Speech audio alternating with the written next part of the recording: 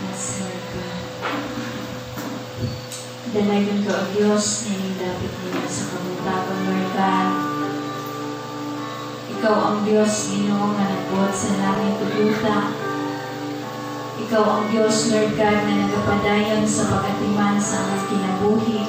O ikaw ang Diyos, Ginoo, nga nagaligugma ka na mo, Ginoo, bisan dili ko tapos, dili ka ngayon, Lord God, apan Lord, salamat sa iyong gugma, Ginoo, nga kanunay, imong ipasinapit sa mga matagos sa aming kinabuhi, Lord God.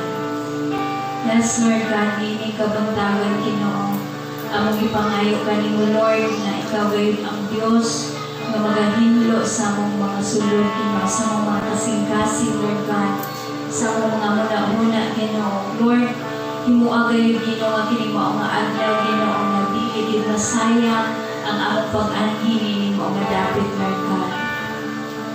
Nga mga dahil diha kanimo, Ginoo, mo, Lord, ipangayo na mo kanimo pinagi sa pangalan ni Ginoong Hesus, Lord God.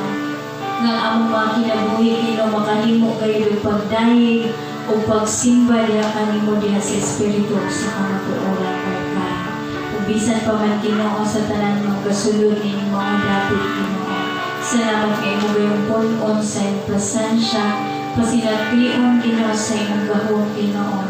Ug salamat sa iyong mga pulong, Lord God, nga imong ginaandam ka namo, Ginoo, ning kabuntagon, Lord. Yes, Lord God, padayon ka na mong simbahon, among kang awitan, Ginoo, among kang daygon, Lord God, uban sa kusog na yung dihatag ka na mo, Ginoo, ning kabuntagon, Lord God. Yes, Lord. Yes.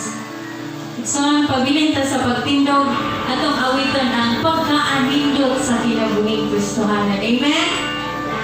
Nagaingon ang awit igsoon nga bisan daghan ko alantoson pero makapahiyong gihapon. Tinuod ba? Daghan pa ta mga pag-antos?